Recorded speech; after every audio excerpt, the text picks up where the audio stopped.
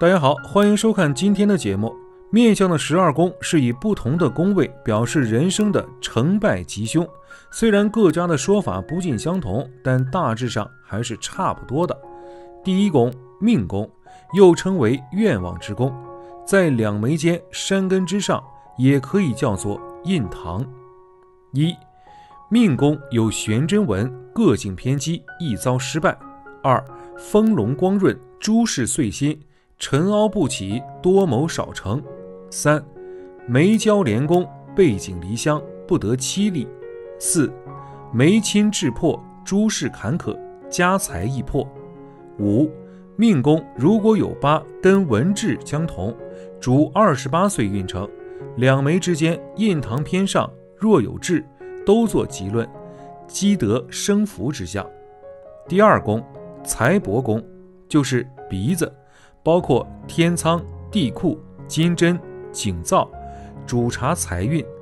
一、明亮润泽，钱财有余，干枯瘦消，钱多耗散。二、鼻直鼻正，一世财旺，鼻尖鼻歪，中年困顿。三、鼻孔仰漏，难有基础，准易生智，皆主破财。四、鼻子上有横纹的人，婚姻与事业易造成失败。五、鼻子有利有势，一定发达，但是颜色发红，耗散甚重，发黑则官非横祸临身。鼻子生痣，一生都耗财，点掉也无用。第三宫兄弟宫，又称交友宫，居两眉，主交友运。一、眉长过目，交友广阔，眉短而蹙，性急易怒。二、眉浓如炭，性急粗鲁，眉淡如金，妻难靠夫。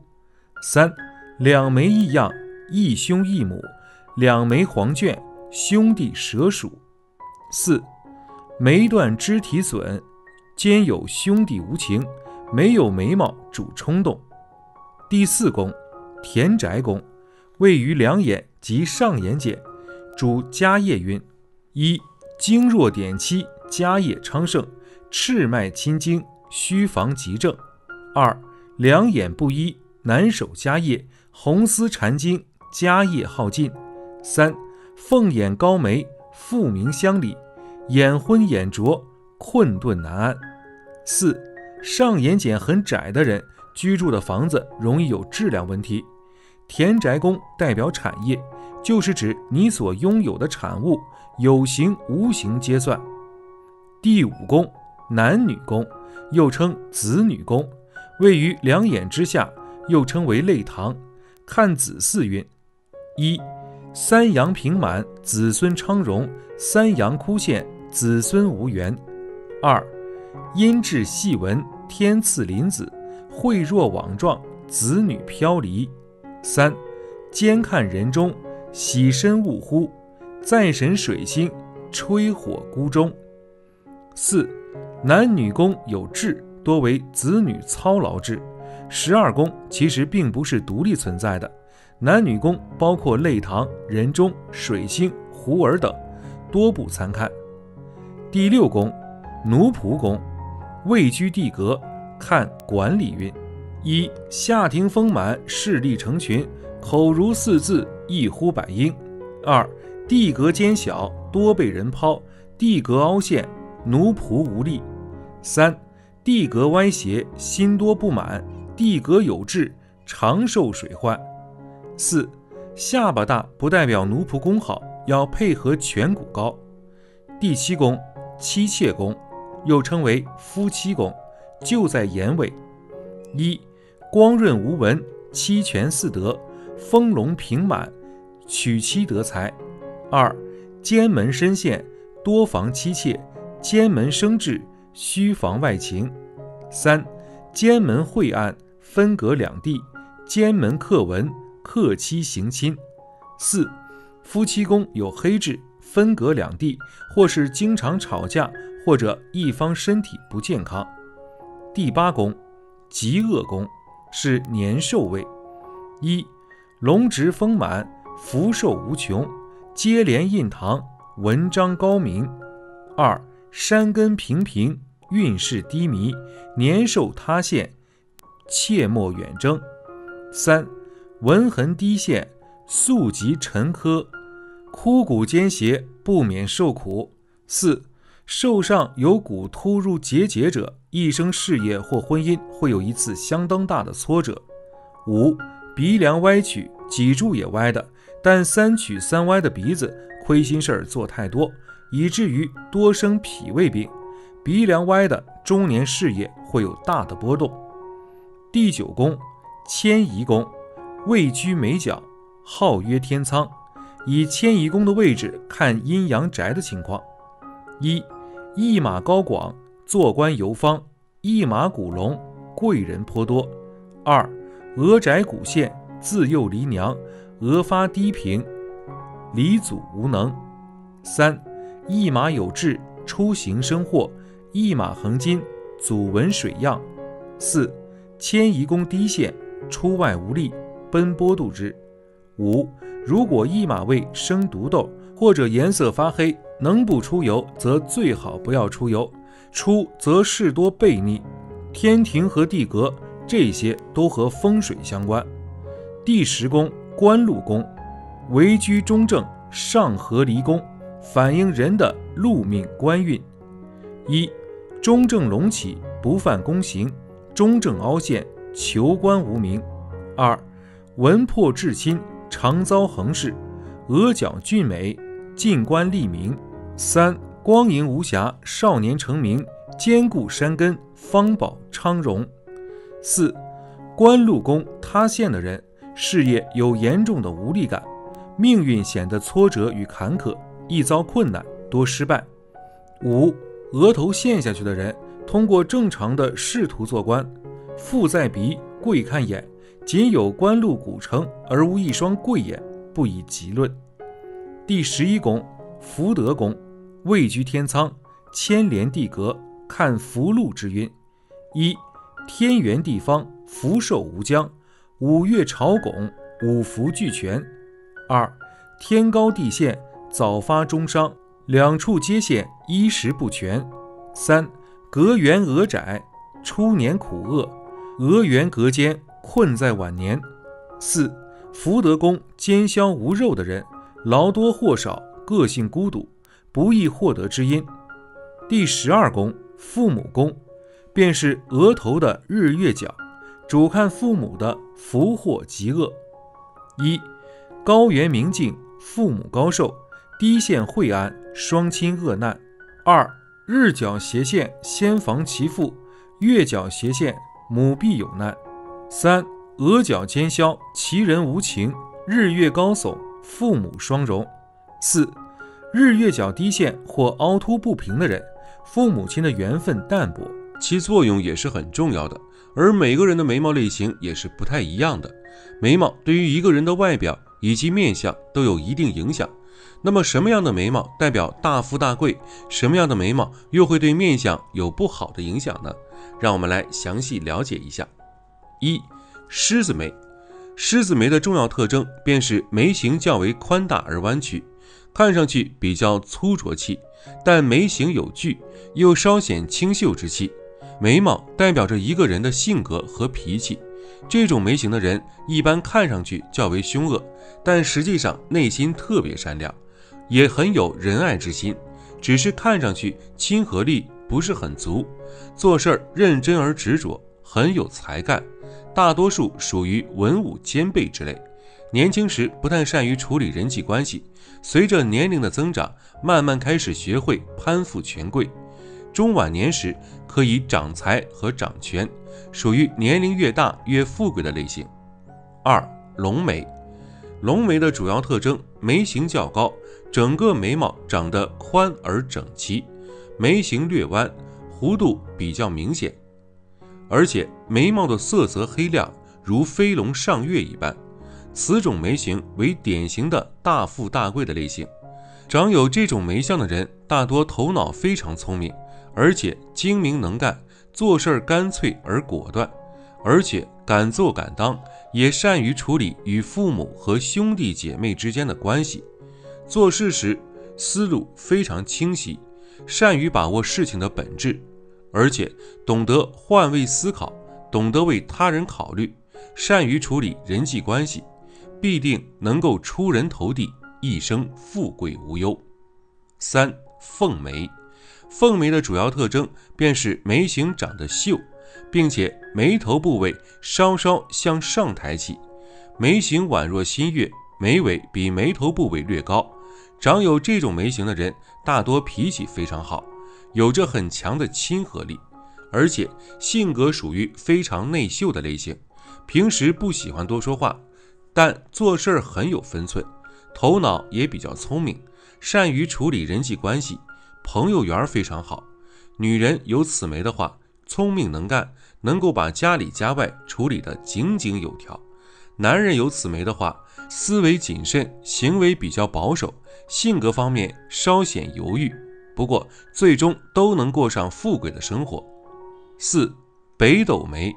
所谓的北斗眉，指的是眉毛长得较为宽长，眉头部位略显下垂，但是眉毛的颜色黑亮有光泽。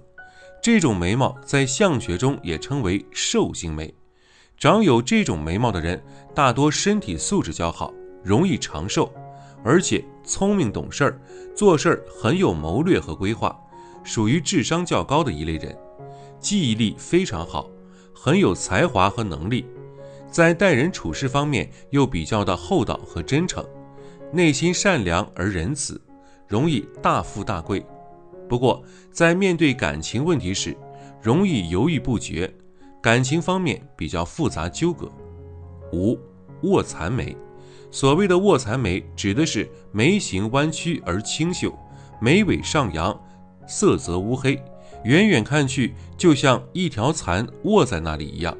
这种眉形的人大多头脑非常的聪明，而且心思细腻而认真，头脑灵活，反应快，做事很有灵性，懂得变通，在为人处事方面非常的忠诚，注重诚信，待人大方，人缘特别的好，在年轻时便能取得不俗的发展，容易少年成名，中年时可以获得名和利，容易发大财。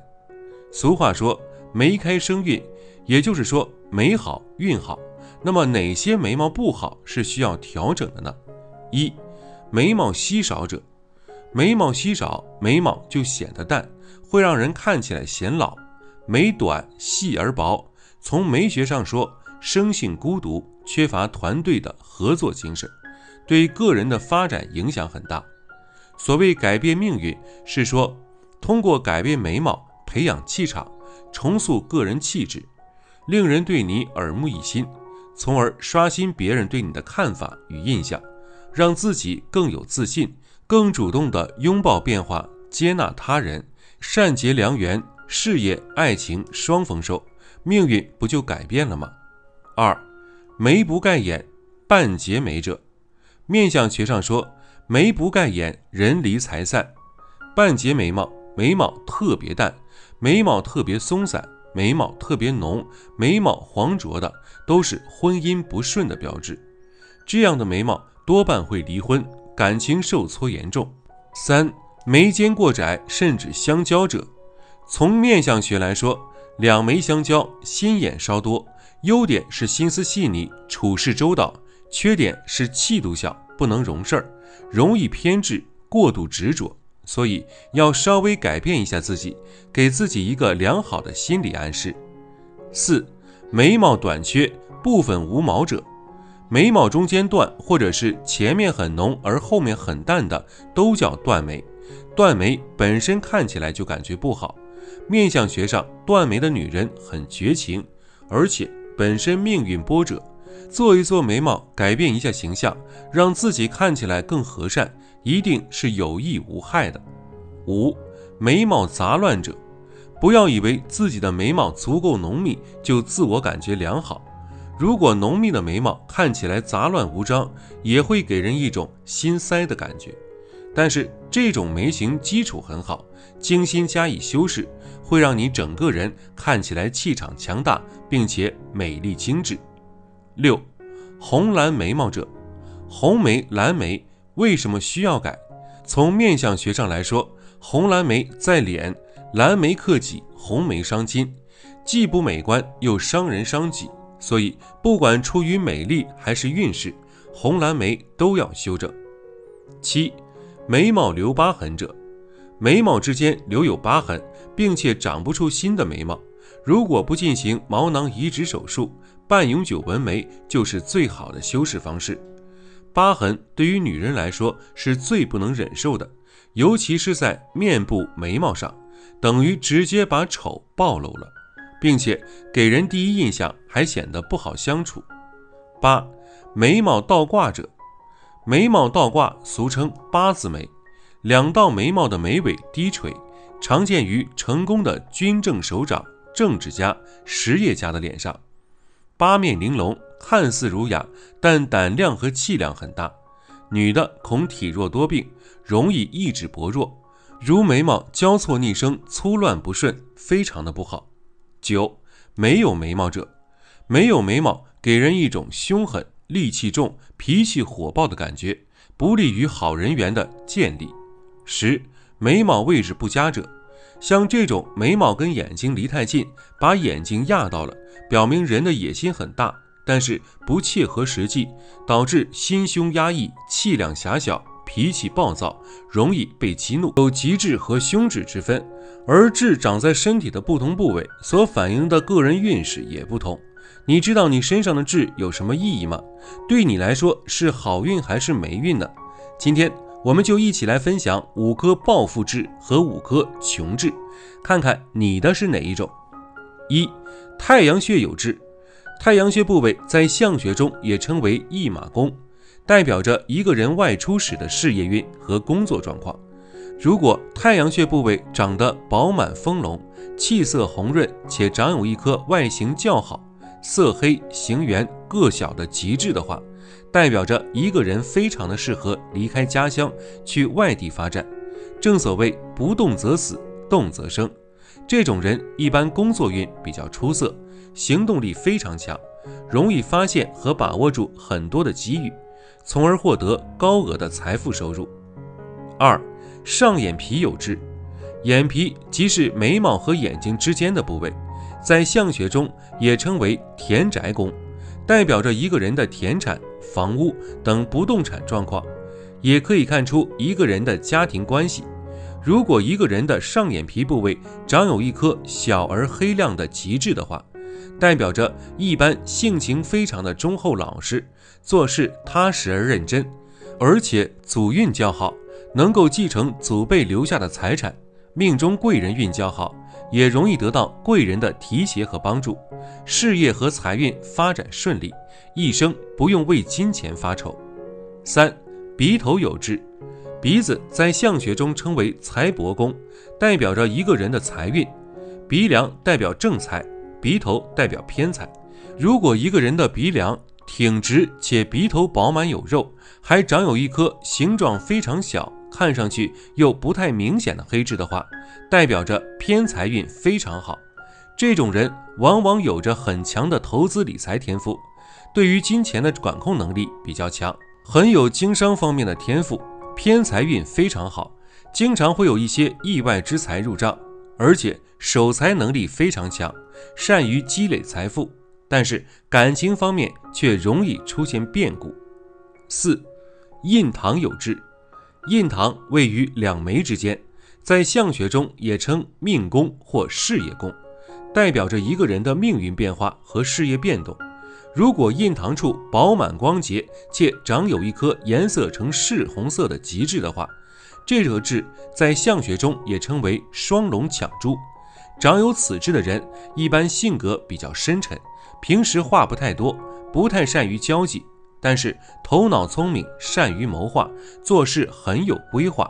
年轻时可能事业发展平平，但是随着年龄的增长，个人魅力开始慢慢显现，事业和财运发展非常快，但是感情方面容易出现问题。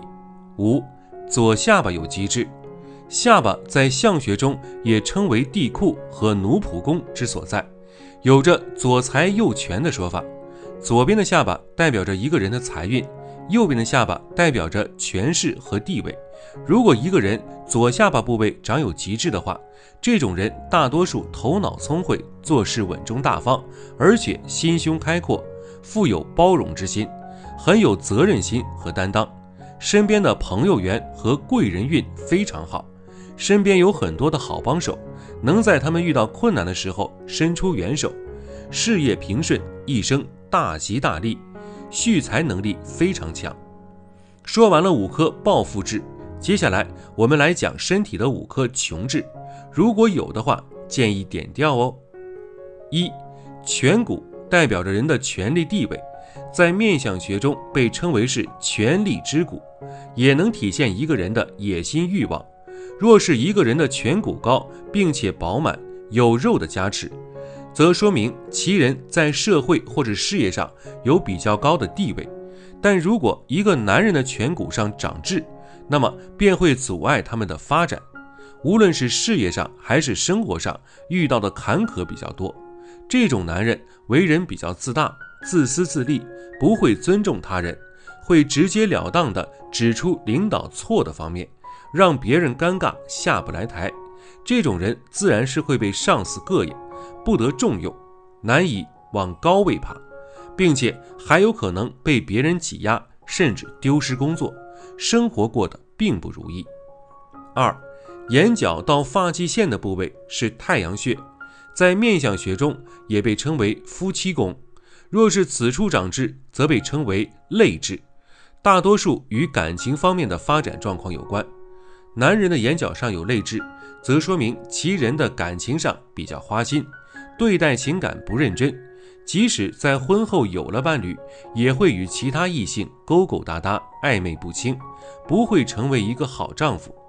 女人眼角的泪痣是克夫痣，不仅自己事业方面发展不顺利，也会给丈夫带来负面的影响，生活无法得到保障。3. 印堂在相学中被称为命宫，也叫事业宫，是一个人越是变化的体现之处。若是印堂处有什么变化，则说明其人的命运也会有所改变。而印堂上长痣，大部分为凶痣，代表情人。一生中的运势不平，无论做什么事儿都难以成功，会遇到许多的挫折和困难，并且大多有破财之兆，可能会因为事业的破败带来财运上的波折，或是因为身体健康发生变化，导致积蓄一下子变少。此处长痣必须把它去掉，以免带来更多的不良影响。4. 山根，山根位于印堂之下，而此处长痣也是一种比较常见的凶痣。山根上的痣影响的是人事业的发展，一般有这种志向的人，无论在工作中怎样努力，都很难得到良好的回报，有时甚至会被别人抢了功劳。他们在同事之中不出众，所以得不到上司的赏识，并且一生多做无用功，天生苦命，一辈子碌碌无为。5. 在相学当中，鼻子主财，而鼻头与鼻翼合称为财帛宫，鼻翼为财库。若是在鼻翼的位置处长有恶痣，就像是在钱袋子上面有一个大窟窿，就算是挣再多的钱，自己也存不住。而且大多数的情况下，这样的人破财严重，很难会有好的发展，甚至连自己的温饱都得不到解决。以上就是5种暴富痣和5种穷痣，提醒相学需结合多种特征来分析，请大家合理参考。每个人的身体面相等都略不相同，很多人一看就是大贵之相。那么大贵之体相有哪些特征呢？今天给大家再说一说10种带着富贵之气的体相。1. 肘部有窝的人。肘部是人手臂的一部分，起到支配手去抓东西的作用，因此肘部代表你的行动意识与行动能力。如果你伸直手臂，用另一只手能摸出肘部有个指头大小的窝，说明你是个见到挣钱机会就会马上行动和争取的人，而且这个机会能给你带来财富。如果行为中能够避免不当的冲动，获得成功以财富的可能性非常大。2. 手小且厚的人。大多数人们认为手指越细长越好看，不过这只是世俗的看法，或者从美学的角度而言是这样的。从身相学而言，一个女人如果拥有纤细修长的手指，财运通常不会太差，不用太过操心，就能过上好日子。对男人而言，一个抓财的手反而是手型较小且较为丰厚，如果手部肤色又能微红，更是大富的象征。3. 胸部扩长的人。胸部是人身的宫廷重地，需要长得平坦而广阔，这样则说明其人精神安宁，气息调和。女性胸部微微下垂，男性胸部得要阔厚广长，则说明他们容易积累财富，且智慧过人，总能利用比较少的本钱获得相对较多的物质回报。他们胸襟气度不凡，且个性光明磊落，不爱绕弯，所以不太适合做商人。也许股票、债券、投资、保险等才是他们的发财之道。这类人可在家摆放貔貅，以其四面八方之财为食，吞万物而不泄，可招财聚宝，只进不出，神通特异，能为主人带来四方财运及意外之财，并可驱邪避煞，催旺家运，是最具灵效的瑞兽。4. 颈后有肉的人。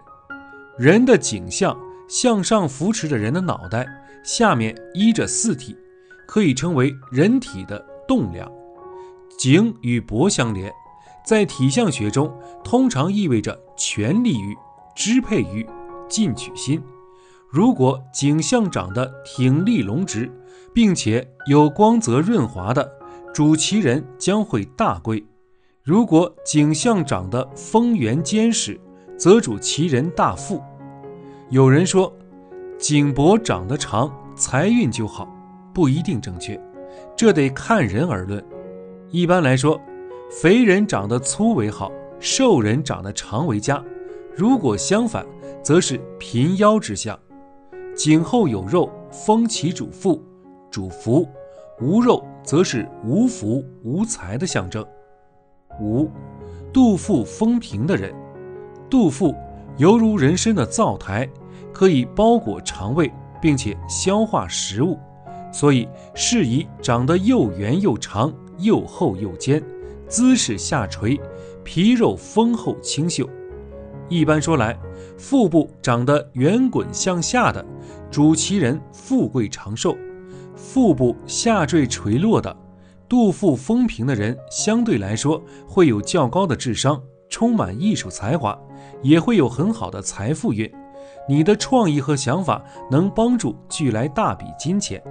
虽然如此，但也要善用才华，不可盲目且经受不住诱惑与刺激。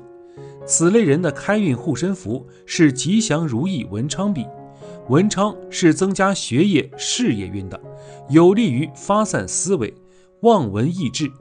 而此支特制的文昌笔在医理上有稳定情绪、治疗心神不定等功效，针对性地化解了此类人易盲目冲动的个性，是最适合的选择。6. 肚脐深阔的人。肚脐与筋脉六腑有关，中医上称为神阙，也是人体的中心部位，是人精血气机的归据、储藏之处。因为下面紧紧挨着的就是气海，因此主一个福泽气量，故此肚脐向上长得深阔，其人则有智慧和福泽。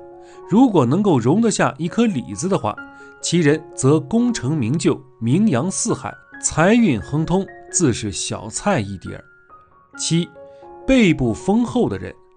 体相学认为，一个人的背体现一个人的承载能力、负担能力，故此背部的形象以厚薄来定一个人的安危，以丰县来断一个人的贫富。